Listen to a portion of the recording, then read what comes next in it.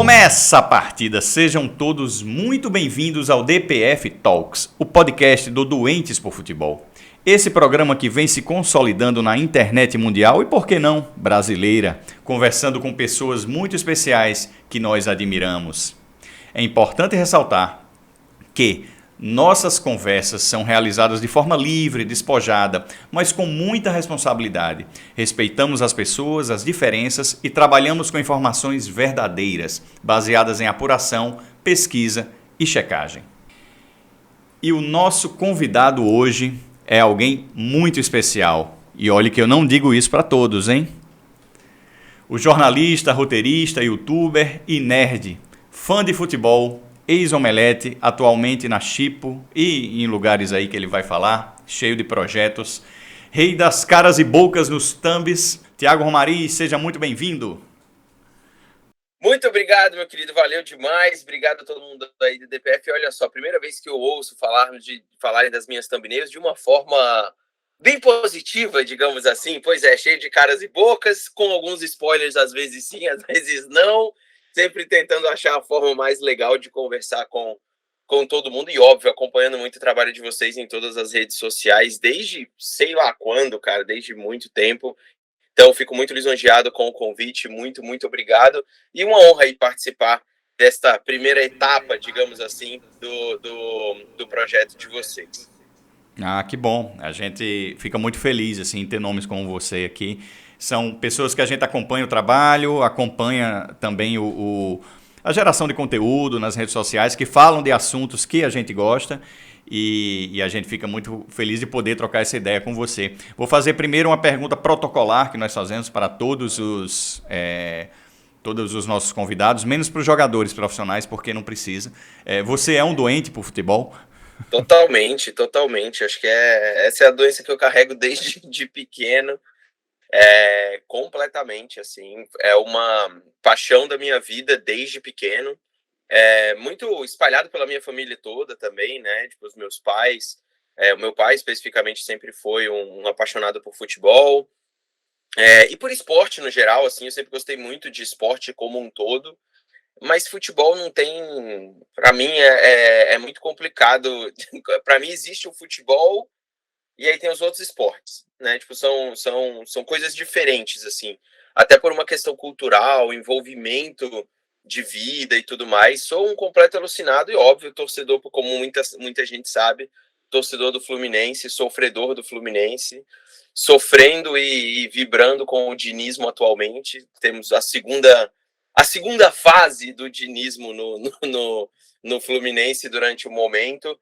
Mas, cara, admiro muito o futebol não só pelo contexto competitivo e de tudo que eu gosto de ver no esporte em si, em campo, mas também pelo impacto sociocultural que ele tem no mundo inteiro. Então, para mim, é a doença que eu mais gosto de ter. Gente, eu vou fazer uma apresentação rápida aqui do Thiago, ok? Thiago Romariz é nascido em Maceió e foi criado em Brasília, se notabilizou como um grande criador de conteúdo de cultura pop, com foco em filmes, séries e games. Com anos de experiência no ramo, foi diretor de conteúdo do Omelete, onde participou da criação de inúmeros programas, além de colaborador na execução de eventos como a CCXP e a Game XP. Hoje atua como líder global de conteúdo da eBanks, além de ser colunista do Yahoo Brasil, professor, palestrante, em temas como marketing digital e comunicação. Quem acompanha Thiago no Twitter também já percebeu seu apreço pelo futebol e mais especificamente pelo Fluminense Futebol Clube.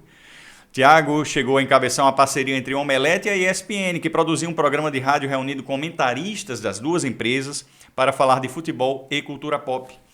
Também pouca gente sabe, mas foi ele o responsável, ou seria o culpado, pela existência do choque de cultura, quando solicitou aos criadores do programa Falha de Cobertura, humorístico, futebolístico, que fizessem algo semelhante sobre cinema. Thiago, agora eu já falei tanto sobre você. Fale agora você um pouco sobre você. Você teve sua formação acadêmica em Brasília, né? Fale um pouco da sua trajetória, conta aí pra gente, se apresenta.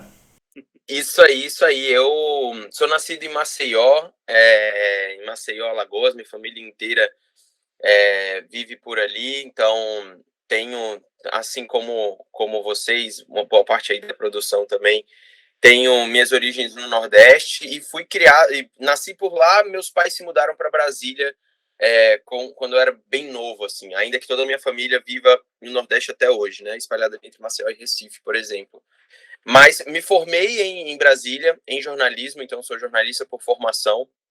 No começo, trabalhei muito escrevendo sobre política e sobre economia, e foram as duas principais editorias ali do meu início de carreira.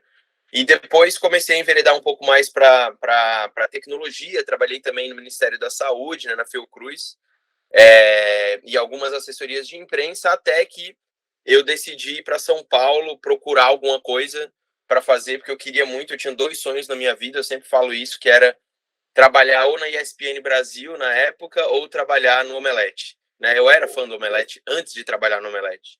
E eu sempre dizia isso lá. E eu consegui entrar no Omelete na época, entrei como repórter de música. E aí o resto a gente já acompanhou aí, tudo que eu passei nesses 7, 8 anos por lá. Foi uma jornada muito legal de transformação pessoal e também de transformação do projeto em si, com o apoio que eu tive de todo mundo lá, não só da equipe, como dos fundadores, né? O Hessel, o Forlani, o Érico, mesmo a galera ali do comercial e da parte executiva, como o Beto, o Pierre, o Otávio e todo mundo que está lá até hoje. Então tenho um apreço e um carinho muito grande por tudo. E aí, depois de lá, cara, eu saí, fui pro Ebanks, né? Como você bem falou, foi uma virada uma virada absurda na minha carreira, assim, que eu queria fazer mesmo, eu queria me desafiar. E aí lidero toda essa parte de conteúdo global e comunicação corporativa da empresa, ao mesmo tempo que eu tenho alguns outros projetos, entre eles o Chipo, que é um aplicativo de curadoria humana para ajudar as pessoas a entender e assistir algo que encaixe mais no gosto delas em relação a streaming. E agora a gente está enveredando um pouco para cinema também, já que a pandemia deu aquela arrefecida e o cinema está voltando. Então, minhas paixões sempre estiveram muito conectadas a essas duas coisas, né? Sempre eu cheguei a fazer um podcast, o Toque Passa, que era um podcast de esporte Futebol. também. É. Também toquei isso por um tempo. Depois o Rafa Bellatini, meu parceiro, tá fazendo ainda até hoje com o canal no YouTube, falando mais sobre futebol americano. E, cara, sou isso. Hoje estou vivendo em Vancouver, no Canadá. Me mudei tem um ano quase. Minha esposa ganhou uma bolsa por aqui, uma bolsa de universidade por aqui, está fazendo um curso. Eu fui transferido e estou por aqui conhecendo o país e me adaptando. E tenho uma filhinha de 3 anos chamada Isabela, que mora comigo aqui, mora com a gente. É o raio na terra, está me fazendo pagar todos os pecados que eu já tive, fiz, cometi, vou cometer ainda, mas é a alegria da minha vida, junto com poder viver aqui junto com a minha família. Então, resumindo, curioso você mencionar o choque de cultura, porque realmente tem uma. Choque de cultura para mim um produto dessas duas paixões, sabe? Do tipo, de ter acompanhado muito falha de cobertura por causa de esportes, né? Com um produto da TV quase que é sublime para mim, assim, e olhar para aquilo ali, conversar muito com o Caíto e com o Furlan e falar, cara, a gente precisa fazer algo disso sobre cultura pop. E aí nasceu o Choque de Cultura, que para mim é um dos maiores orgulhos que eu tenho, assim. É engraçado, assim, várias coisas que você falou aí convergem, né? Temos algumas paixões compartilhadas. Eu também era muito fã do Omelete e da ESPN, e tem um amigo meu que talvez você conheça, o Gustavo Duarte, quadrinista, que Sim, claro. ele sempre ficava me zoando assim mesmo, assim, porque, pô, tu é muito fã do Omelete, por quê? Então, tipo, e ele é amigo do Forlani, né, e tal. Ele me prometeu que próxima vez que eu vou para São Paulo, ele vai me apresentar num almoço, Forlani pessoalmente, né, grande torcedor do Los Angeles Lakers. E agora a ESPN, que eu também era muito fã, né, pelo menos de uma ESPN que já não existe mais hoje, esse ele sempre me zoava mesmo, assim, tipo, como é que você gosta desses caras? Os caras não entendem nada de futebol. Quem entende futebol somos nós. E tal, ele ficava tirando essa onda. O Gustavo é ranzinza, né? Ele é o Smurf ranzinza. Ele tá sempre, ele acha tudo muito ruim sempre, assim. Inclusive, que tá na lista para ser entrevistado aqui, grande São Paulino, já trabalhou no clube e tudo, como ilustrador, como designer.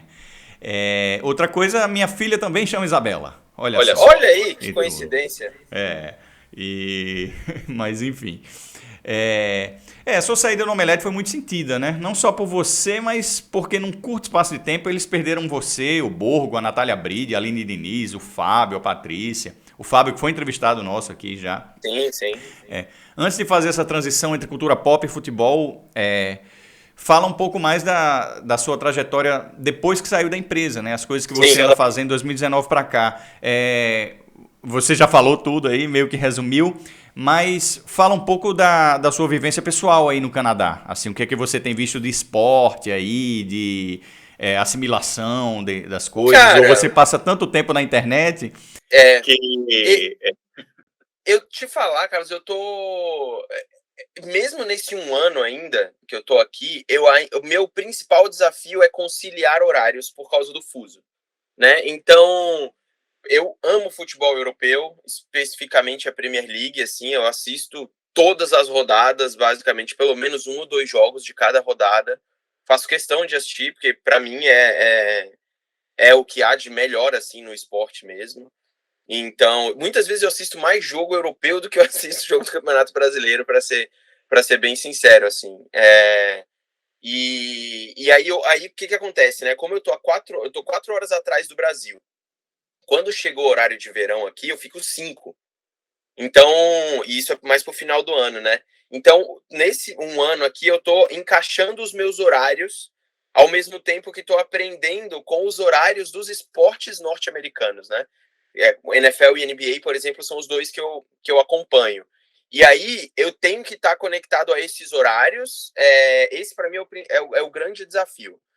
Sobre futebol, a MLS no geral, assim, que tem o Whitecaps, né, que é o time aqui de Vancouver, eu acompanho pouquíssimo, assim. Porque, cara, dá para ver uma clara evolução técnica e de investimento em estrutura. Você ir para o estádio, ver como as coisas acontecem aqui, e ver como as coisas acontecem nos Estados Unidos como um todo, de fato existe uma estrutura muito diferente e muito pronta para que ela nasce, na verdade, como um produto. Né? Diferente do nosso futebol, ou mesmo de alguns campeonatos do futebol europeu, onde primeiro nasce o campeonato e o campeonato se torna um produto, aqui nasceu um produto e eles estão tentando transformar ele em algo competitivo e que atrai as pessoas. Né? Então ele nasce com todas as peças de um produto que você já conhece da cultura norte-americana, principalmente americana, né? Porque tem uma coisa que eu tenho aprendido muito aqui no Canadá também, como a cultura do canadense é diferente da do americano, mas assim, muito mesmo, sabe? De pormenores no país, assim, o Canadá, especificamente a província onde eu tô, que é British Columbia, tem uma presença do Estado muito forte, né? Então, plano de saúde é público, muitos dos postos de gasolina são públicos, seguro de carro é público, cara, tudo que você imaginar, assim, de subsídio do Estado tem, o que não acontece de forma alguma nos Estados Unidos, e existe essa política, uma cultura muito liberal aqui, né? Ainda que tenham divergências, o Canadá é um país muito diferente dos Estados Unidos em certos aspectos, acho que principalmente no aspecto humano, assim. E É, isso tem é, a, facilitado bastante minha adaptação também. é a rede de proteção social, né? Que todo país Sem deveria dúvida ter nenhuma. bem estruturada. É muito diferente. E aí, para mim, a adaptação ao país em si está sendo muito fácil, né, para mim, sinceramente. Graças a Deus, não tive nenhum tipo de dificuldade nisso, ainda que tenha a distância e o fuso horário. O meu desafio com o esporte, cara, ainda são os horários, assim, tipo, é o fuso, porque porra, quando tem jogo 11 da manhã, mano, naquela rodada de 11 da manhã lá da CBF, eu tenho que acordar 6 da manhã aqui num sábado, né? Tipo, quando faz alguma coisa assim, tudo bem. Meu dia começa muito cedo, sempre começou muito cedo. Mas ainda assim, no sábado, mano, sabe? Aquele sabadão que eu quero dormir 2 horinhas a mais, 1 horinha a mais, para eu assistir Bragantino e Juventude, ou assistir América, sabe, Atlético Goianiense e, não, cara, não sei. Nem quando é o Fluminense, às vezes eu acordo, sabe? Principalmente no começo desse ano, no Campeonato Carioca, ainda que a gente tenha ganhado do Flamengo várias vezes, e tenha sido campeão carioca, e tenha tido boas atuações só contra o Flamengo, porque todo o resto do Fluminense foi lamentável sob o comando do Abel, que é uma pessoa que eu admiro, talvez seja uma das pessoas que eu mais admiro no futebol, é o Abel Braga, mas ele teve uma passagem muito ruim no Fluminense de desempenho, né, nesses últimos meses. Cara, eu simplesmente falava, não vou, e principalmente depois que foi eliminado da Libertadores, eu falei, cara, eu não vou, eu não, eu tenho uma pancada de problema para resolver na minha vida, e aí eu ter que assistir, com todo respeito, ao Cris Silva se adaptando ao Fluminense, sabe? Ou ao Samuel Xavier, que fez um gol ontem, inclusive, contra o Atlético Mineiro, se adaptando ao Fluminense, cara, não dá para mim, sabe? Tipo, e aí eu parei de ver um pouco, e o que eu faço? É a coisa mais louca do mundo. Dá 7 horas da noite aqui, eu coloco no VT. Aí eu assisto o VT, sabe? Tipo, aí eu começo a assistir o VT e aí eu adoro assistir VT. Amo assistir reprise de jogo, assim, sabe? E muitos dos jogos do Fluminense no Campeonato Brasileiro eu tenho assistido VT. Então, essa tem sido minha adaptação e, ao mesmo tempo, um abraço um pouco mais aos esportes americanos também, né? Eu tenho assistido muito NFL, vai começar novamente a temporada, mas tenho assistido muito NFL e NBA também, que tem um movimento do país, assim, para você assistir NBA e NFL, que é um negócio bizarro. Você vai no supermercado, é produto da NFL e da NBA. Você vai no posto de gasolina, é NFL e NBA. Então, né, elas acontecem em momentos diferentes. Então você está sempre sendo atingido por produtos diferentes, assim. E eu acho muito legal isso, assim. Eu tenho aprendido bastante, principalmente também com o meu olhar de comunicação, né? Aprendido muito sobre como trabalhar esses produtos esportivos, assim, do jeito que eles trabalham aqui. NBA é bom demais, eu adoro também. Eu assisto Muito bastante a legal. dinâmica, aquilo ali. Uma vez eu tive nos Estados Unidos também, quando era mais novo, né, fazendo intercâmbio, e me explicaram essa dinâmica deles essa lógica deles do calendário, né? Os 4 principais esportes dele, na época a MLS ainda estava engateando, mas eram e a MLS deve ter entrado também nessa lógica. Eles começam e terminam com temporadas fechadas de forma que a fase final de um não atrapalhe o outro. Então, eles vão começando e terminando durante o ano de forma que um não atrapalhe o outro. É tudo muito bem pensado. Tem um perfil que a gente gosta também, que é o Corneta Europa, né? Que ele fala que na MLS não tem time, tem startup. Né? Aí ele faz Tipo isso. essa Faz zoeira. sentido, faz total E, sentido. e é tudo realmente, assim, uma coisa que me impressiona muito é a expansão da liga. Eles estão com um plano de chegar a quase 40 times já, em alguns anos. Eles vão entrar mais 2 times esse ano, depois mais 4 ano que vem, mas são times novos que vão surgindo. Quando você vê, tem um time numa cidade menor, enfim, eles têm um plano de crescimento muito grande. É impressionante como a liga está crescendo no país agora, no caso da Major League Soccer. E vamos. E sim, uma última pergunta também sobre isso que você fez. Esses jogos do Fluminense que você assiste o VT à noite, você evita spoiler? Igual os trailers da Marvel? Não, vejo todos os spoilers antes, não tem problema Ah, nenhum é? com spoiler, nem no futebol. Porque acompanho, obviamente, né? Assisto a maioria deles, a boa parte deles ao vivo. Principalmente, por exemplo, os primeiros jogos do Diniz, agora nessa nova fase, assisti bastante. Fiquei positivamente impressionado como ele foi conservador em relação à mudança, não ter mudado tanto a formação e tal, até porque ele não tinha tempo, né, para o cara não teve, ele teve que jogar 5 jogos sem ter nenhum tempo para treinar. Mas ainda assim, o desempenho do time em todos esses jogos foi pífio, foi terrível, assim, tipo, e ele conseguiu ganhar ainda assim, né, ganhar boa parte deles. Pô, mas o time tá voando, fez 5 gols ontem. Ontem. Aí ontem ele teve tempo para treinar, né? Ele já teve um pouco mais de tempo para treinar. Já tem tido, na verdade, há umas 2 semanas. Teve aquele jogo trágico lá contra o Juventude no Alfredo Jaconi, eu acredito, né? Que era um pântano onde a galera jogou. Não deveria ter tido jogo ali. Já tinha acontecido isso outra vez também. E teve o jogo contra o Flamengo, que o Fluminense jogou muito melhor. Acho que merecia, no mínimo, um empate. Mas perdeu. Aquilo ali, para mim, é o clássico Diniz. Tipo, você jogar bem e perder. Para mim, isso é o Fernando Diniz como retrospecto, né? E ainda tem essa pecinha que se encaixa aí no Diniz, que é esse jogo contra o Atlético Mineiro, que me lembrou muito o jogo contra o Grêmio, do Renato Gaúcho, na primeira passagem do Fernando Diniz, que foi aquela, cara, bombardeio de um lado, bombardeio de outro, chegou aos 35 minutos do segundo tempo, ninguém conseguia jogar mais de tão cansado assim. Mas eu assisto depois os jogos, no VT e tudo mais, mas já sabendo do resultado. Eu nunca assisto sem saber do resultado. Já vejo com o resultado em mente e faço. Na Premier League, por exemplo, a ESPN tem a mania de passar muitas reprises à noite no horário do Brasil, né? Então fica aqui no horário do fim da tarde para mim. Então várias vezes eu assisto também. Com relação a isso que você falou agora há pouco, que às vezes você assiste mais o futebol europeu do que o brasileiro, eu vou te dar uma palavra de tranquilidade. Não se sinta culpado, né? Porque o Campeonato Brasileiro é dois, se você acompanhar alguma coisa de Série B também. E os europeus são vários, né? Então, até por uma questão estatística de quantidade, é claro que você vai ter mais jogos para acompanhar lá e tudo. Eu sei que você cria bastante conteúdo o tempo todo, né? Um parênteses rápido aqui também. Porque ontem, por exemplo, que foi um dia de muita novidade, de estreia de Miss Marvel, trailer novo do Adão Negro, aí é um dia que você lança vários vídeos no mesmo dia, né? Inclusive, você que está nos acompanhando, nós estamos transmitindo isso aqui do passado. Então, quando a gente fala em ontem, é um ontem a partir de hoje, tá bom? Vamos lá. Tiago, você lidava com um público muito jovem, né? Muito nerd, muito novo. Participou de várias CCXP. Você enxerga semelhanças entre um público nerd e uma torcida de futebol, por exemplo?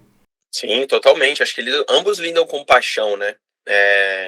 Toda vez que você lida com paixão, toda vez que você lida com coisas e símbolos que tocam as pessoas ou a história das pessoas, e isso está super conectado a filmes, quadrinhos, heróis, histórias ao futebol também, né? No fundo, são as histórias das pessoas que são tocadas por grandes acontecimentos. Às vezes é um filme, às vezes é uma marca, às vezes é uma história em quadrinho, uma série, ou é um time de futebol, algum jogador, algum ídolo. E hoje na internet, você não só deu mais voz a todo mundo, como tudo ficou muito mais latente, né? Tipo, as pessoas são sensíveis com absolutamente tudo. Eu nunca fui um cara de ficar colocando pano quente em nada, por isso já fiz muita cagada na vida de ficar falando besteira e ser atacado por absolutamente tudo. E todo mundo me chama de louco por gostar, por trabalhar com, né, já ter trabalhado tanto com futebol quanto com cultura pop, que na teoria são os dois ninhos de coisas mais tóxicas que você consegue ter na internet, junto com a política, talvez, né? Porque, cara, o que não falta é torcedor apaixonado de tudo.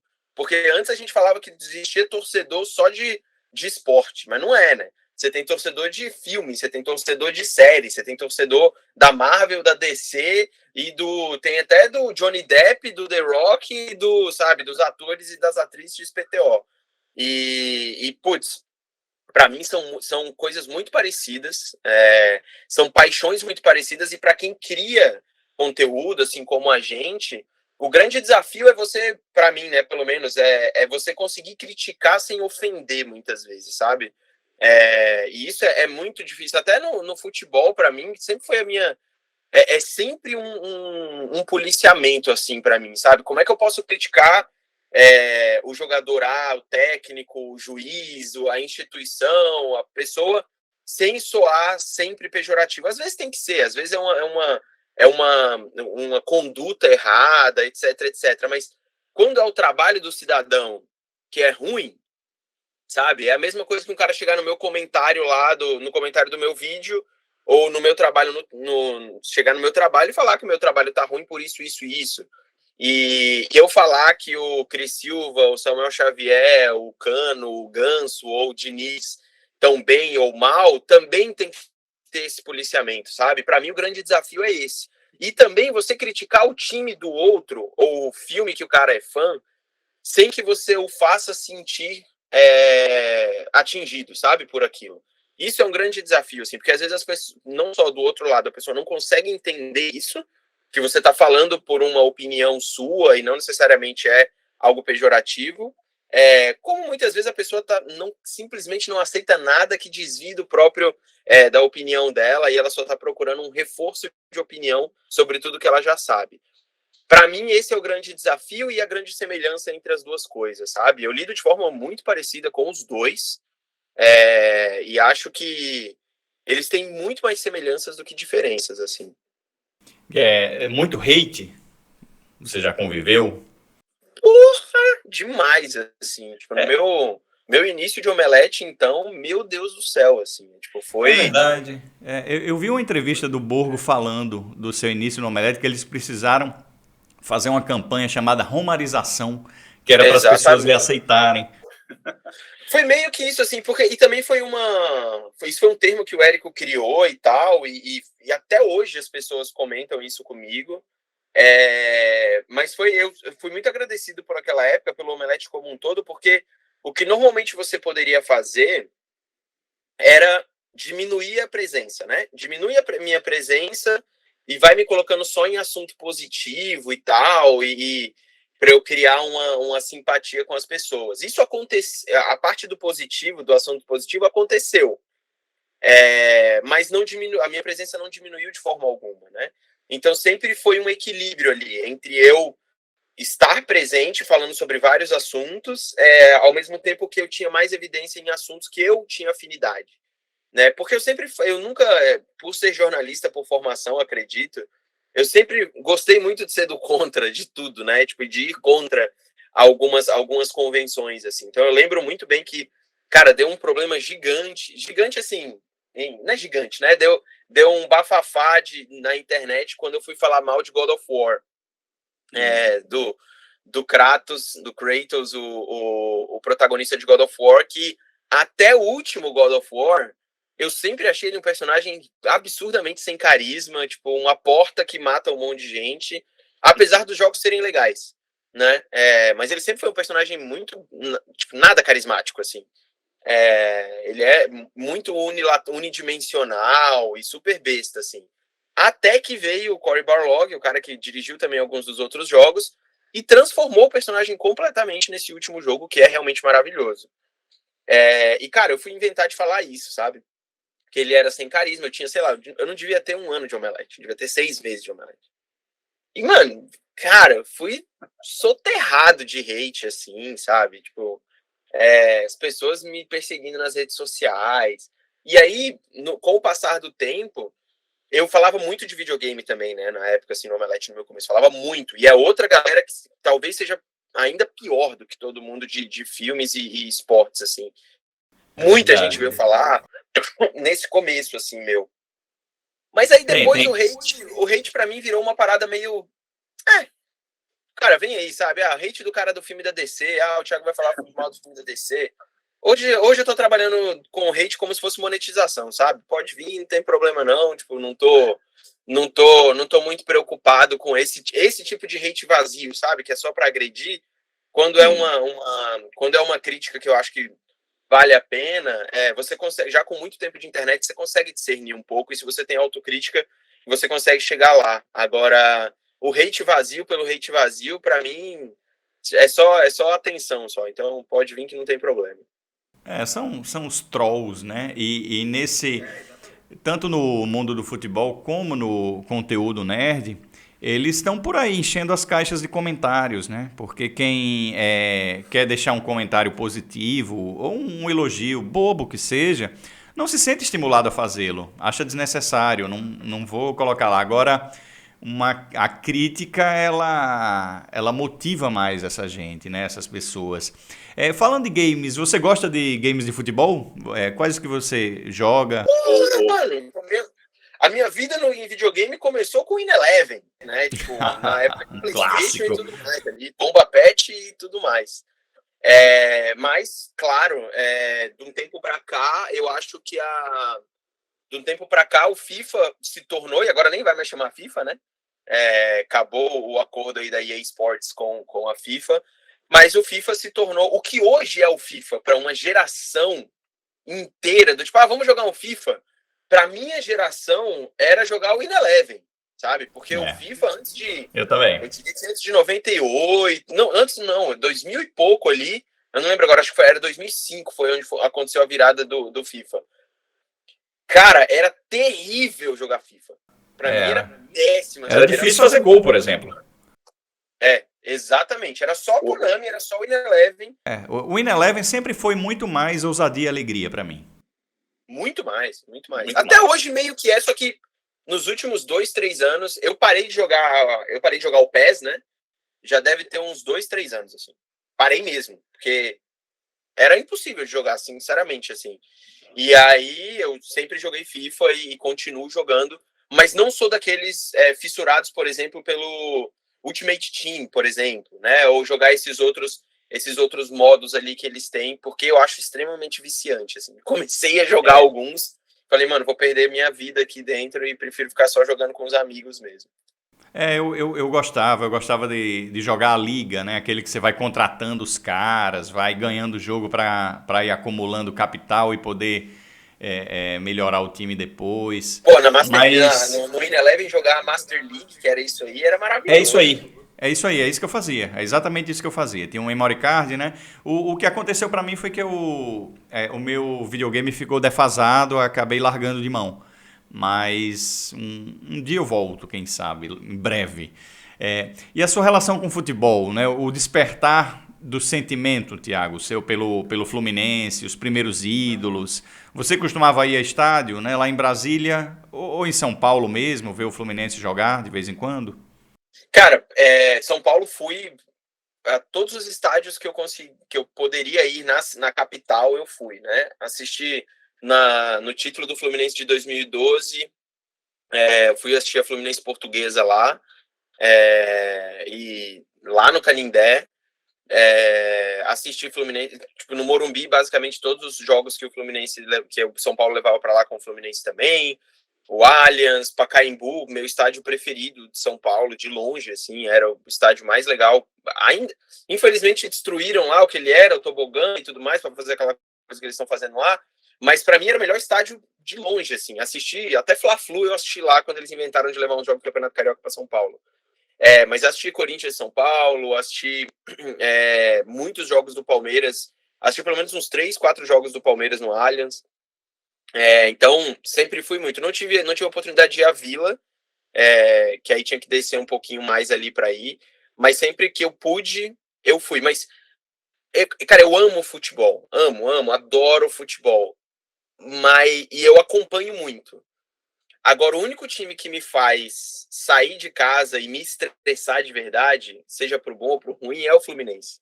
Então, eu não ia sair de casa para assistir a um Palmeiras e Corinthians e, sabe, ter que passar por toda a treta que infelizmente é para você ir num clássico desse, sabe? Eu fui ao São Paulo e Corinthians, por exemplo, no Pacaembu, que foi, uma baita experiência. Foi um dos primeiros jogos do Rogério Ceni, se eu não me engano, como técnico. Foi muito legal de ir e eu sempre ia. Em Brasília era pouquíssimo, cara, era raro ter. Fui, óbvio, tipo, o Brasiliense teve uma época, né, a época que o Luiz Estevão colocou dinheiro lá no time, chegou às fases finais de Copa do Brasil e tudo mais, fui em muitos desses jogos, muitos mesmo, lá na Boca do Jacaré, como eles falavam, ali o estádio que era em Taguatinga. Fui a alguns jogos do Gama também, e todos os jogos que eles levavam ali para o Mané Garrincha pré-Copa, né? Que era o Mané Garrincha mais modesto, assim. Mas Brasília nunca foi uma cidade conhecida pelo futebol. Então era muito mais... Eram momentos que aconteciam ali, tirando esse grande investimento que aconteceu no Brasiliense ali naquela época. E só, mas eu sempre que pude, eu ia. Por exemplo, quando eu viajei de férias à Europa há um tempo, mesmo não tendo jogo, né? Tipo, nas épocas onde eu fui, nas datas onde eu fiz questão de conhecer. Eu fui à Itália, fui a Milão e, cara, fui pro San Siro, assim, entrei lá.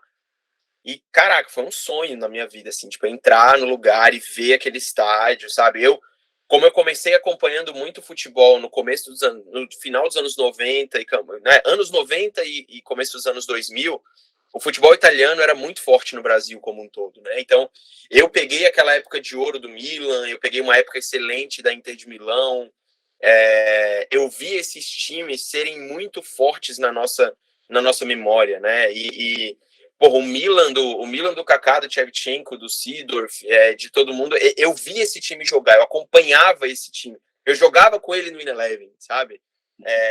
Eu escolhia esses times. Eu via a Juventus cair, sumir e se tornar 200 vezes campeã do Calcio. Então, eu sempre... Esses anos 90 e começo dos anos 2000 foi o que moldou muito do que eu gosto de futebol.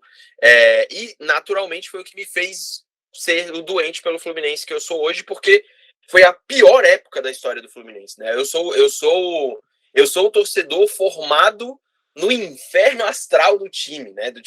Do que o time passou ali em 95 com o título carioca do Renato Gaúcho, perdendo a semifinal pro Santos no Campeonato Brasileiro, com aquele show do Giovani, até cair para a terceira divisão de 96, 97 para frente ali. E aí depois voltar, e ali acompanhei muito Rony, Aguinaldo, Magno Alves, Roger Flores, que surgiu na terceira divisão do Fluminense com aquela camisa do Sport TV ainda.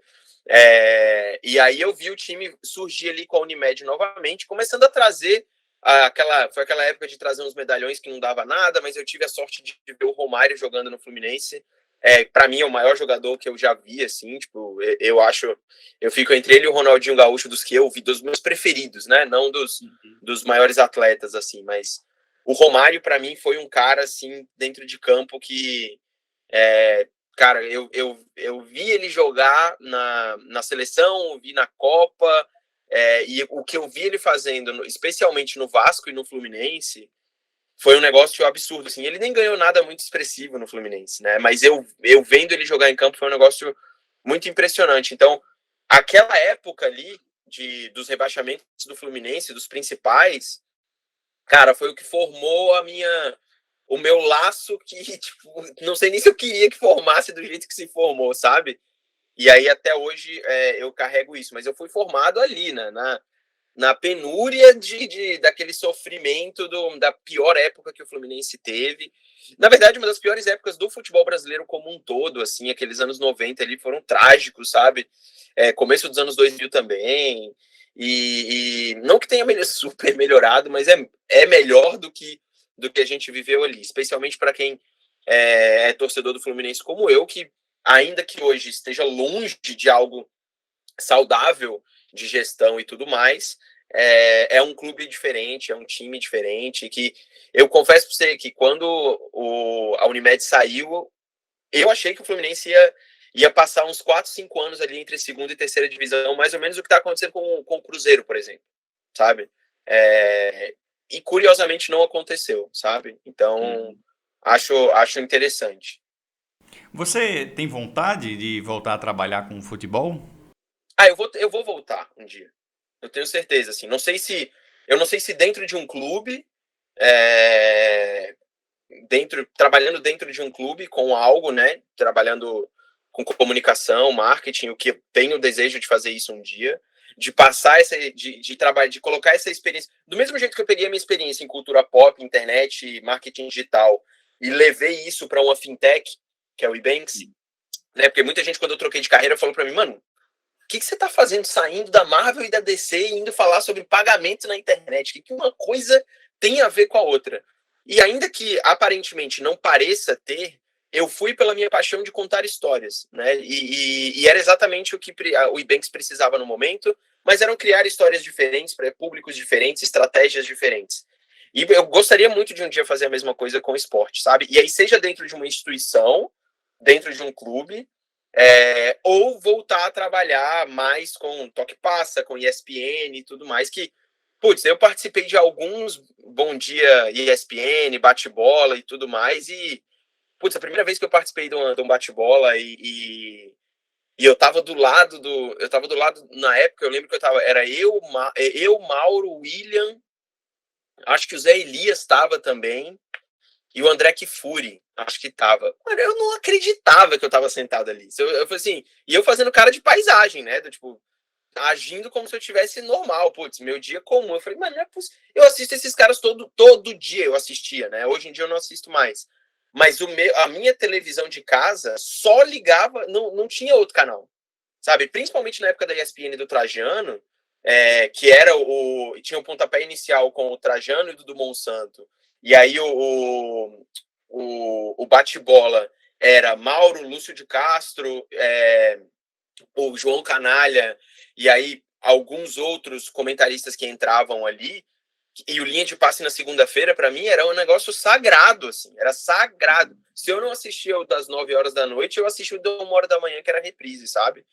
Que passava logo depois do Sport Center do Amigão com o Antero. Então, para mim, era assim, só tinha esse canal, basicamente, na minha televisão, sabe? E aí, quando dava, assim, e eu ficava muito trocando de manhã com a redação do Sport TV do Marcelo Barreto, ainda na época, que depois foi pro André Rizek. Então eu tenho uma paixão muito grande por isso, sabe? Muito grande mesmo, assim. Eu participei do processo do Passaporte Sport TV quando estava na faculdade ainda, e não fui aprovado na última fase.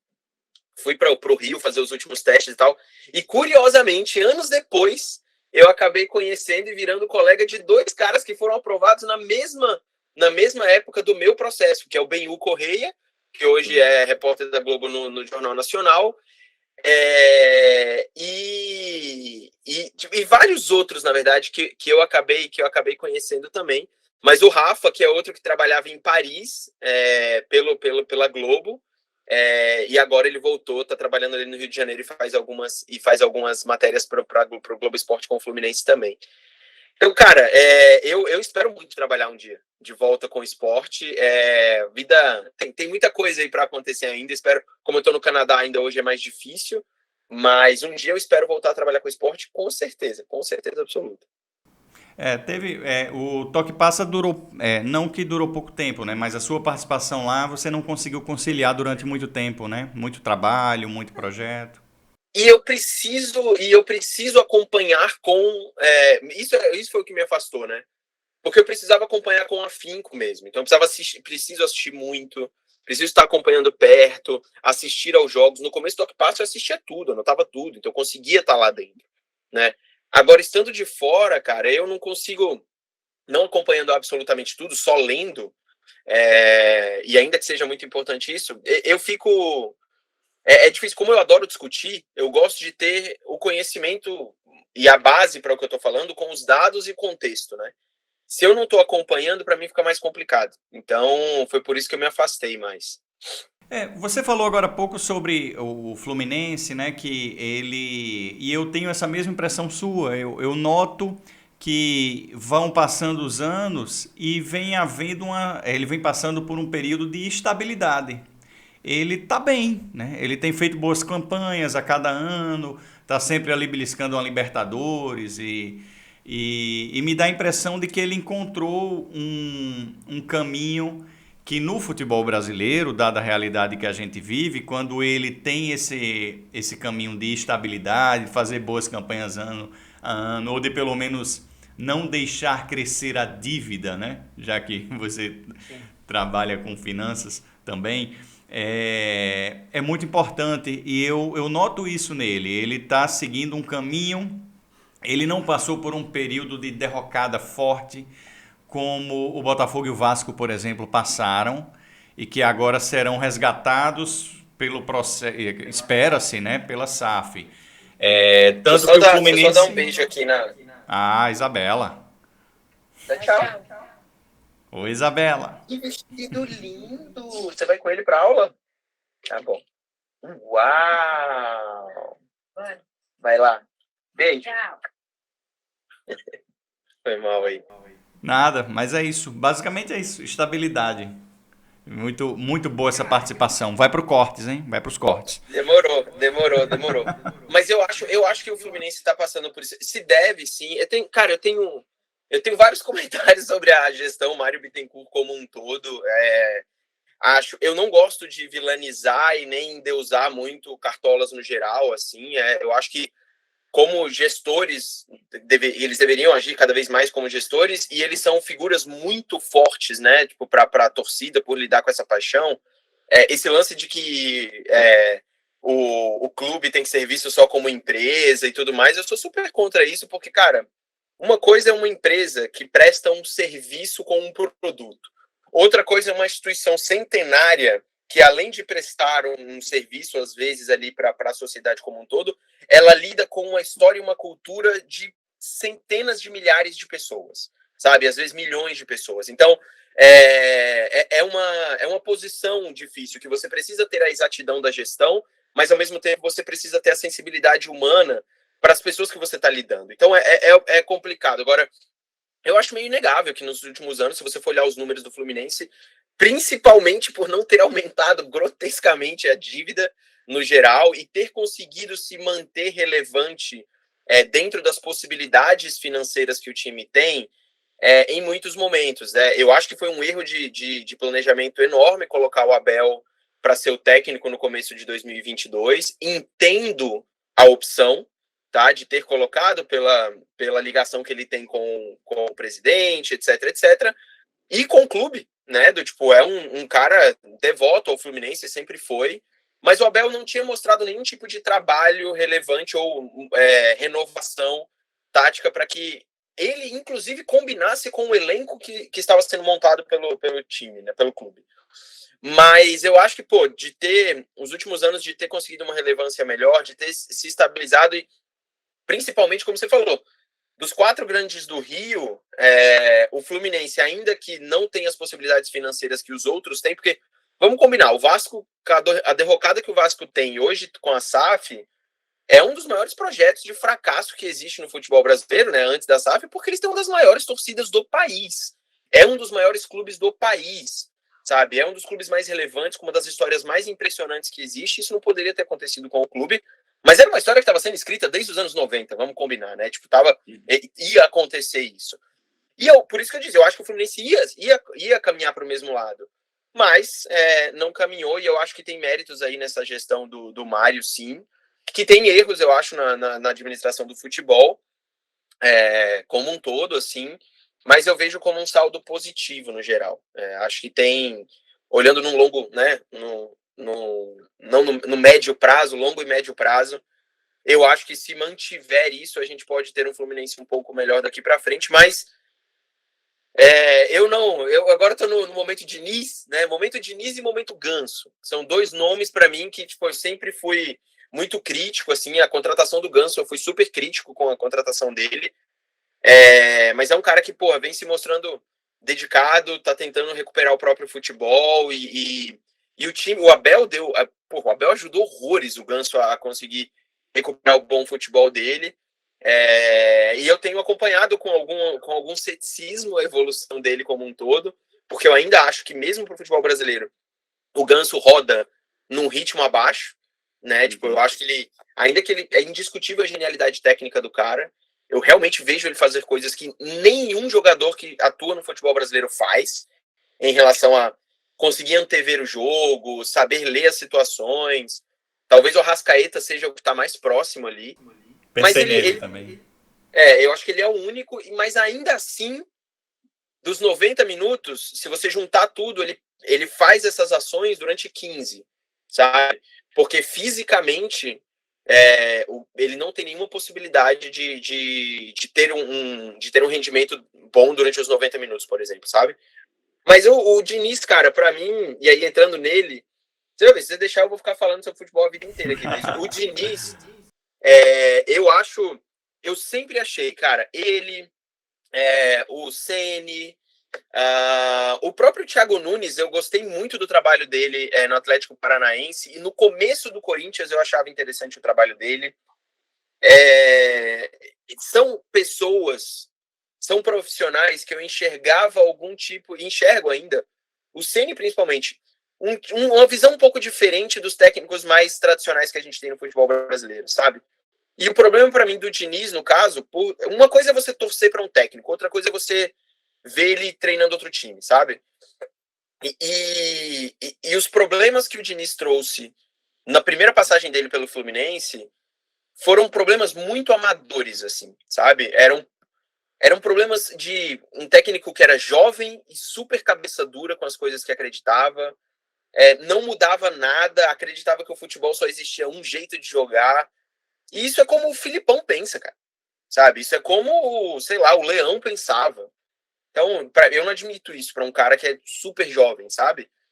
E é criado em outro espectro cultural e tudo mais. Mas não quero, eu tenho medo até de falar isso alto, mas me parece que ele está mudando, sabe? ainda que a história que ele está traçando no Fluminense de começo, em termos de desempenho, seja muito parecida com o começo de história que ele teve na primeira passagem. Mas vamos ver o que vai acontecer daqui para frente. Eu adoraria ver meu time jogando bonito, igual jogou boa parte do jogo contra o Atlético Mineiro, sabe? Mas o Fluminense é um clube que precisa de títulos, sabe? Ele precisa de títulos. O último título tem 10 anos, grande, né? Não tô falando do Campeonato Carioca.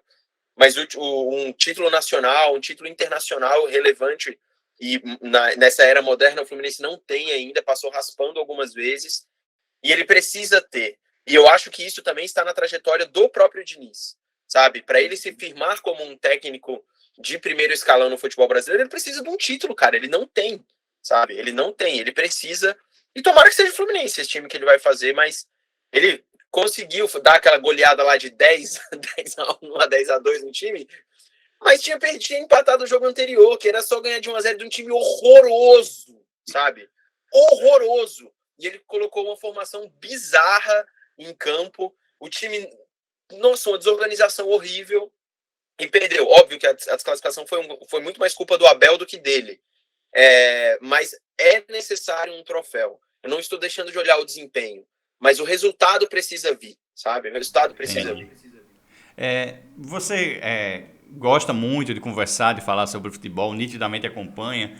Quando você trabalhava no Omelete, não batia uma solidão muito grande, uma solidão intelectual? Ou você tinha com quem conversar sobre o assunto lá? Cara, tinha, muitas vezes batia, porque tinha hora que eu tava revoltado na redação, né? E assim, o único cara que acompanhava futebol na redação em si era ou o Hessel ou o Forlani. O Forlani é igual a mim, ele assiste esporte, ele vê futebol, ele é corintiano roxo, né? Tipo, ele é doente corintiano.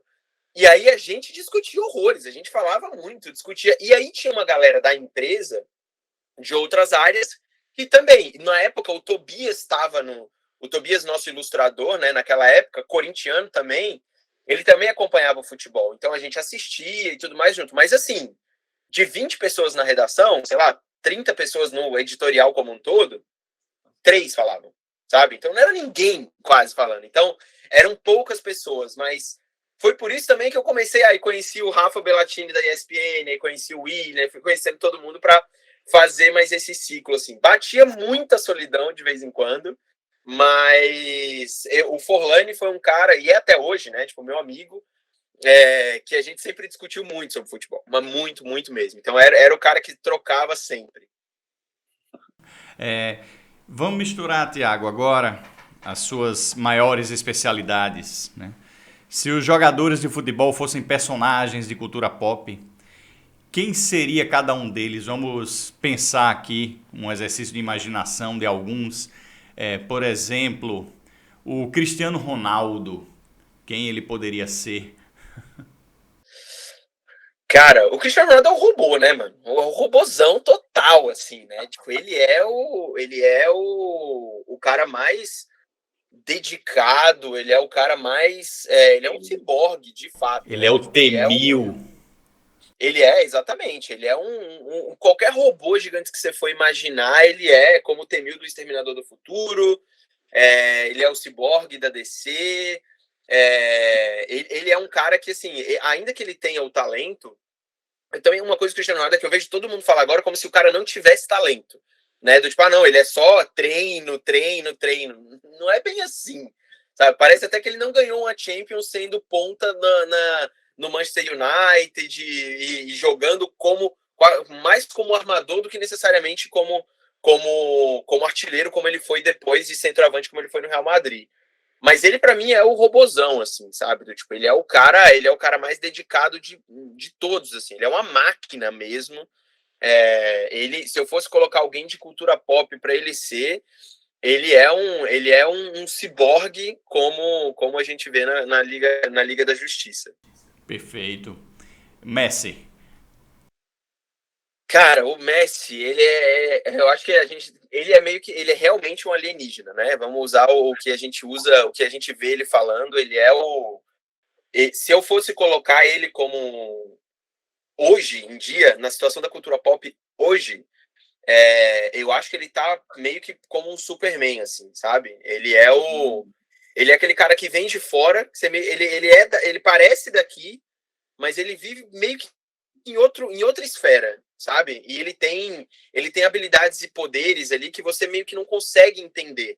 Ainda que ele mesmo não se entenda às vezes dentro de campo. Tipo, até aquelas vezes que ele some, que ele não tem o carisma. O Superman ele já foi um super-herói muito carismático, né? Tipo, principalmente na época de Christopher Reeve, etc, etc. Hoje ele não é. Não é, ele não é o personagem que cai no gosto de 100% das pessoas, sabe? E o Messi eu acho que é mais ou menos assim. Ainda que ele seja brilhante no que ele faz, o Cristiano Ronaldo é um cara muito mais carismático, midiático do que ele é, sabe? Eu acho que o Messi ele tá mais pro Superman do que qualquer coisa, assim. O próximo é fácil, né? O Mbappé. Cara, o Mbappé ele é um prodígio, né? Eu acho ainda que ele já seja campeão mundial, tendo um fato relevante assim na carreira e sendo o maior jogador, talvez o melhor jogador do PSG nesse momento, assim. Se eu fosse colocar Mbappé na cultura pop, cara, quem que eu colocaria? Ele é Tartaruga Ninja, que todo mundo fala. Eu pensava que você ia seguir o caminho óbvio do apelido dele. De Tartaruga Ninja, do quê? É. Cara, mas ele ser uma Tartaruga Ninja, eu entendo pelo visual, como habilidade em si, como cara diferente que ele eu acho que ele tá mais pro Flash, sabe? Ele é um. Porque uma coisa que me impressiona no Mbappé é a velocidade dele. Ele parece que ele corre em outra frequência das pessoas assim que estão jogando em campo com ele. Ele, para mim, é o Flash de fato. Assim, é um cara que tem uma habilidade acima do comum, realmente uma velocidade acima do comum, mas é um cara que tá de início ali, sabe? Eu acho que ele ainda tá no. Ele é da nata da liga, sabe? Ele é o cara que ainda é o mais despojado e vai chegar em um momento para ser diferente. Ah. O Neymar. Cara, o Neymar, eu acho que se o Neymar escutar isso que eu vou falar dele, porque eu não vou colocar nenhum dos heróis que ele gosta, né? Tipo, ele não é o Batman, ele não tem nada a ver com o Homem-Aranha, ele não tem nada a ver com o Coringa, ele não tem nada a ver com nenhum desses caras. Eu acho que o Neymar tá, guardar as devidas proporções e especificidades, mais para um Tony Stark do que qualquer coisa, sabe? Eu acho que ele é um cara que espero, comece a se entender mais agora, mais maduro do que ele se entendia antes, apesar de ter tido uma carreira brilhante, jovem, mas passa por esse momento de provação, né? Vai passar por esse momento de provação agora na Copa do Mundo mais ainda, agora nessa nova fase no PSG, de novo estão colocando ele que vai sair do PSG, o Mbappé pediu a saída dele, mas ele é o cara que tem a mídia e os Vingadores, que é o time, nesse embate, sabe? O Tony Stark e o Homem de Ferro. É o Neymar do grupo, é o Neymar do time, que é inegavelmente essencial para o time, mas por o Tony Stark e o Neymar ser esse cara midiático, as pessoas questionam, sabe? O que é o Homem de Ferro. Então, eu acho que ele tá mais por aí. Eu acho que assim, se for falar de empreendedorismo, acho que o Tony Stark tá mais pro Neymar pai. Mas enfim, segue o jogo. Provavelmente. Exatamente. O pai do Homem de Ferro também era um cara de empresa também, né? O jogador que a gente tem acompanhado com muito carinho no momento, né? O Vini Júnior. Cara, o Vini Júnior eu fui muito cético com o Vini Júnior no começo da trajetória dele de Real Madrid. Então foi você. Então... eu e vários outros, né? Eu ainda, assim, eu não acho que ele chegou perto de ser o jogador que as pessoas acham, o craque mitológico que ele parece ser. Agora, que ele é o maior jogador brasileiro da atualidade, para mim é indiscutível, né? Ele é o cara que ganhou a Champions League, sendo um dos principais jogadores em campo, sendo efetivo. Ele jogando com um profissionalismo, uma dedicação e uma alegria que a gente tinha tempo que não via, assim, sabe? Num jogador brasileiro. Ele, para mim, é o Homem-Aranha total, assim, do nosso momento, assim, sabe? Ele é o Peter Parker que olha para o Tony Stark como um mentor e não deveria olhar para ele como um mentor para algumas coisas. Tomara que ele passe tenha um olhar para outros lugares.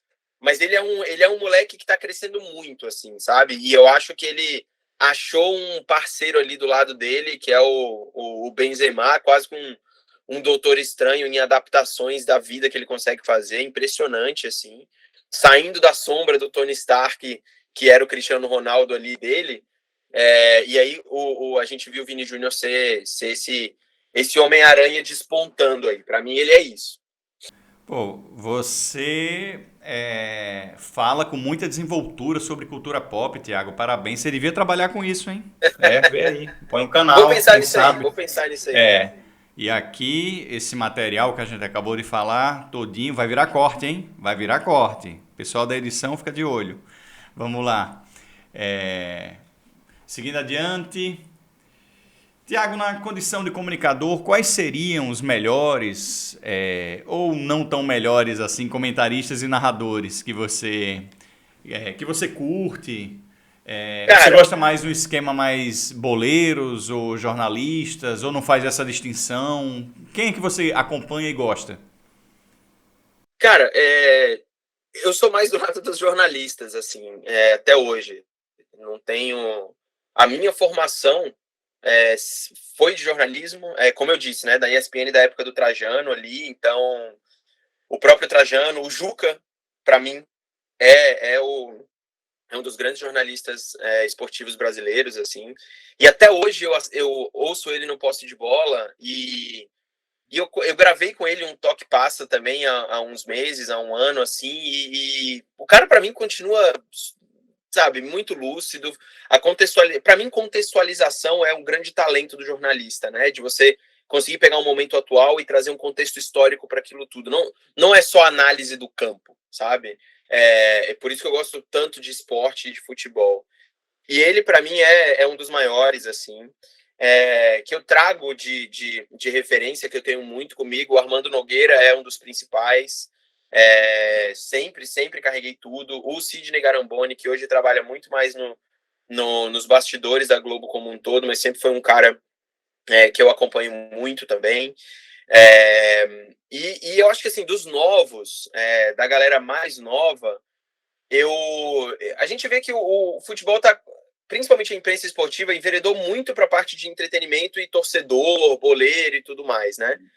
E eu acho que você pode alcançar um equilíbrio. Tipo, você pode ser divertido e, ao mesmo tempo, você pode ter uma análise muito bem embasada, com informação, como você falou no começo do programa. Buscar esse equilíbrio é o desafio mais interessante de se trabalhar com comunicação.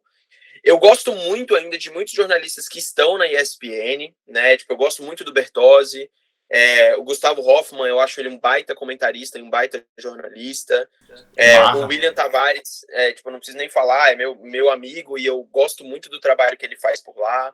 Então, essa galera eu gosto bastante.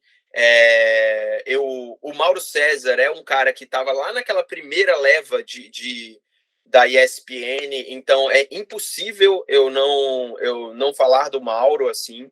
Para mim, durante muito tempo, foi o melhor comentarista que existia, assim, no âmbito esportivo. Mudou muita coisa, né? Tipo, o Mauro saiu da ESPN, hoje ele fala mais de Flamengo, no YouTube e tal, e eu não acompanho tanto quanto eu acompanhava antes.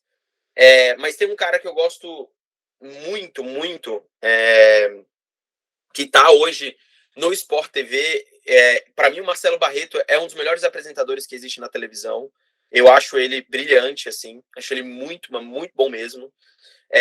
E gosto de alguns jogadores de futebol que estão comentando, sabe, cara? O Pedrinho eu acho muito bom. Eu gosto muito dos comentários do Pedrinho. Eu gosto, eu achava que eu não ia gostar, mas quando comecei a acompanhar, eu gosto dos comentários do Grafite, sabe? Eu gosto da visão dele de jogo no geral, assim. Acho que ele faz comentários muito bons. Cara, o PVC tipo, a É referência uma junto com a divindade. ESPN, exatamente, de todo mundo, né? Tipo, não tem como não citar também. E dessa geração mais nova, eu acho que o Rafa, que hoje tá. O Rafa, que já foi da ESPN, passou Ele pelo tá na DAZN TNT. e tá na TNT agora. Para mim é um também baita comentarista. Gosto muito do Bruno Formiga, também da TNT, acho ele muito bom comentarista. Então, cara, tem muitos que eu gosto, acompanho, converso com alguns deles via redes sociais sempre que possível. E narradores, narrador para mim tipo, o Milton Leite para mim continua como um dos melhores, assim, eu gosto muito de assistir o Milton Leite. Gosto do Galvão Bueno, óbvio, ainda que ele tenha virado mais um personagem do que um narrador, né? Hoje em dia, principalmente. Mas, para mim, o Paulo Andrade, da ESPN, segue como o meu preferido. Adoro o Everaldo Marques. Você pode ver, todo mundo que eu vou falar é basicamente da época da ESPN, assim, que eu acompanhava. Mas é a galera que eu gosto. Eu gosto do Luiz Carlos Júnior também. Mas eu gosto... O Milton Leite, para mim, ele tá ali nos primeiros que eu vou citar da minha cabeça. Mas o Paulo Andrade é o que vem em seguida, junto com o Everaldo Marques. Adoro o Everaldo. Acho o Everaldo baita narrador. Verdade, Everaldo também. Eu concordo com tudo que você falou aí, né? A gente, só para corroborar coisas que você falou, tanto é possível fazer um entretenimento com jornalismo, com qualidade, você fazer um jornalismo divertido, alguma coisa que o Sport TV ele reinventou o Tá na Área de uma forma que ficou muito bom. O Tá na Área tá muito legal de assistir. É um dos meus programas preferidos hoje. E eu não gosto dessa pataquada que fizeram de transformar os debates televisivos em rinha de wrestling, né? Que é aquela coisa, aquela treta fake, aquela coisa. Tanto que quando a gente fala em ESPN, eu também tinha a minha audiência inicial na época da ESPN e hoje em dia eu só paro lá quando eu vejo os comensais, né? Quando eu vejo quem está compondo a mesa. Quando é uma mesa que tem o Bertozzi, o Hoffman, o Mário Marra e esse nível de comentarista, eu fico. Se for outros caras que a gente não vai citar aqui, para não dar engajamento, até porque eles são bons em conseguir engajamento sozinhos já, aí eu não fico não, cara. Aí eu zapeio. Desligo a TV e vou ver um programa seu no YouTube. Eu concordo 100%, cara. Muito bem lembrado do Marra. Outro excelente, que eu assisto horrores à Premier League, então ele tá lá sempre, torcedor do Liverpool também. E assim, cara, isso veio muito dessa geração do Fox Sports, né? Quando chegou aqui e começou a colocar vou transformar, ou vou pegar as polêmicas de internet e transformar meus comentaristas em meme, que é isso que ele faz basicamente. E eu não. E assim, durante um tempo eu alimentei essa atenção ali, fui lá e coloquei. Hoje em dia, cara, para mim eu não consigo, porque assim, se eu estou procurando algo para me informar, para eu discutir e tudo mais, não precisa ser uma via dupla, sabe? Do tipo, eu preciso ter um argumento ali, preciso voltar, a gente vai rediscutir e tudo mais. Virou um statement de internet para você colocar numa imagem e enviar via WhatsApp. Então, É isso. Para mim não funciona e por isso que eu tenho assistido menos também. Assistido menos a ESPN no geral, por exemplo. A nossa audiência migrou para programas como o Posse de Bola, por exemplo, em que se discute futebol. Tiago Romariz, nós lhe chamamos e você veio. Mas e o Hexa? Ele vem? Ah, rapaz, tem que vir, né, cara? Eu confiei muito na última Copa também. Eu tô do lado, assim, do time que fala que esse time do Tite não é esse desastre que um monte de gente pinta, sabe? Pelo contrário, eu acho ele um bom time e continua sendo um bom time. O problema, eu acho que ele continua com erros muito parecidos com os erros que o Tite cometeu em 2018, sabe? Acho a insistência dele no Coutinho, não, eu entendo as razões dele, mas não acho que ele deveria ter feito testes diferentes ao longo dos últimos 2 anos. Mas eu acho que nesse último sprint que a gente vai ter aí de 4, 5 meses, tendo o Vini Júnior sendo o grande cara, você tendo o Rafinha crescendo, e aí você tendo o Neymar quase que em segundo plano, né, pela temporada fraca que ele teve em títulos, eu acho que isso é bom pro time, sabe? Eu acho que isso é bom eu acho que isso é bom pro Tite. O Tite gosta de trabalhar com um time muito equilibrado em termos de atenção, né? O time dele do Corinthians campeão mundial era muito isso. Era um time que não tinha grandes craques ali, sabe? Não tinha era um time super, super equilibrado em termos de atenção mesmo. Então você tem o Guerreiro, o Danilo, Emerson, o Cássio talvez tenha sido o grande craque daquele time, sabe? E eu acho que esses são os times do Tite que dão certo. Goste você ou não do jeito que o time o jeito que o time do Tite joga, aí é outra discussão. Mas eu acho que é uma seleção bem treinada, cara. É uma seleção que tem um esquema de jogo condizente com os jogadores que tem. E eu espero que, como é um campeonato de tiro curto, eu espero que se encontre com uma química maior entre os talentos que a gente tem, sabe? É o Neymar e o Rafinha, é o Neymar e o Coutinho que seja, é o Vini Júnior se acertando ali como esse ponta e o Neymar, pelo visto, eu acho que ele vai colocar o Vini Júnior na ponta e o Neymar no centro. Eu espero que esse time se acerte assim, sabe? E porque a gente tem uma defesa muito boa, a gente tem uma dupla de volantes, até volante reserva, que são maravilhosos, são dos melhores do mundo. Então, não tem razão para você dizer, em termos de plantel e de resultados desse time, que o Brasil não tem uma das melhores seleções da Copa do Mundo. É lógico que ele tem, sabe? E ele tem em cada uma das posições. O Alisson chegou nas finais de todas as competições que esteve. O Militão, a mesma coisa, sabe? Se você pegar o Arana, se ele vai colocar o Arana ou não, mas ele teve um excelente ano passado também. Se você for para os volantes, não precisa nem falar. Né? Se você tem Casimiro, Fabinho, tipo, tá todo mundo brilhando. Aí você vai para frente, Vini Júnior, Neymar, Richarlison, cara, me fugiu o nome dele, o Anthony, o próprio Rafinha, que teve uma excelente temporada no Leeds. Não tem como você falar que a gente não tem bons jogadores, sabe? Então, vai vir o Hexa. Vai vir o Hexa. Eu tô animado também. Tô animado e acho que além de tudo isso, a gente ainda cresceu na hora certa. O time melhorou o desempenho na hora certa. Tá melhorando, né? E eu vejo exatamente isso que você disse. Eu vejo uma série de talentos coletivos. Que, por exemplo, tem um Paquetá ali no meio, que é um cara que joga pro time, tem um cara de passe, muito mais do que de outras características. Quer dizer, tem aquele Rafinha do Leeds lá, que é um cara que também joga coletivamente. Eu tô animado, tô animado. Acho que vai dar um encaixe legal. Tiago, eu gostaria de encerrar o nosso papo convidando o amigo internauta que nos acompanha na rede mundial de computadores a seguir o Doentes por Futebol em todas as nossas redes sociais, Twitter, Insta, Face. Também pode virar leitor do nosso site e acompanhar o nosso trabalho no YouTube, Spotify, em todos os aplicativos de áudio. Aliás, se estiver acompanhando no YouTube, deixa o like, se inscreve no canal e a gente está sempre conversando com pessoas incríveis aqui como o Tiago. Aliás, aproveita que já está navegando no YouTube mesmo e já procura o canal do Tiago também, tá? Para poder começar a acompanhar o trabalho dele, que ele manda muito bem sobre cinema, sobre cultura pop, sobre séries, sobre tudo isso que muitos de vocês que nos acompanham aqui também devem gostar. Muito obrigado pela sua participação, Tiago. Por favor, o seu destaque final.